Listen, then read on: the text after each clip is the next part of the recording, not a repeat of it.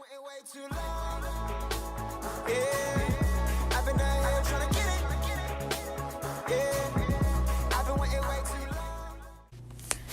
All right, this is the video for 5.1, Midsegment Theorem and Coordinate Geometry. So the midsegment is a segment that connects the midpoints of two sides of the triangle.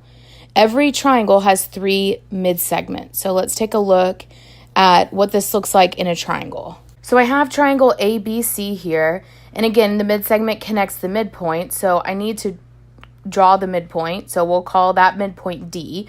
Remember, the midpoint means that now the segment has two congruent parts, two congruent segments, and so E would be the midpoint of BC, so DE is the midsegment. Now, I mentioned that a triangle has three midsegments, so we're going to draw the other midsegments here.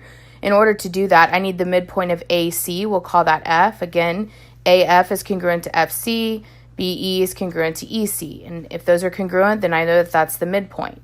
So if I connect E to F, then I have another midsegment, and lastly, I can connect D to F. You'll notice that the midsegments form a new triangle within the original triangle. The midsegment theorem is something that we're going to cover in class. We're going to actually discover the midsegment theorem via a GeoGebra activity.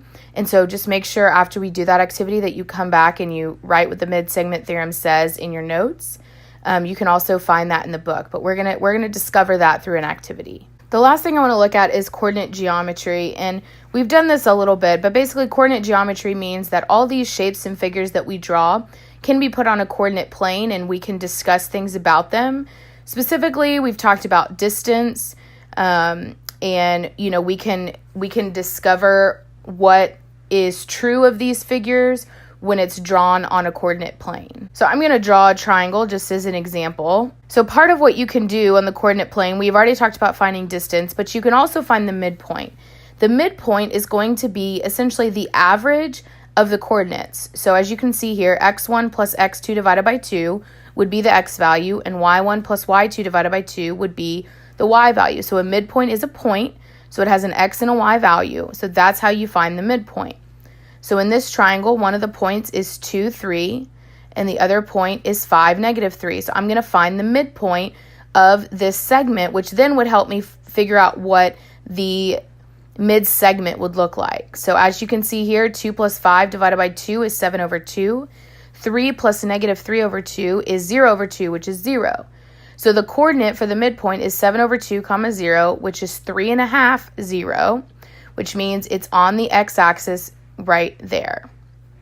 So that would be the midpoint of that segment, and I could find the midpoint of the other segment, and then from there I could construct the mid-segment.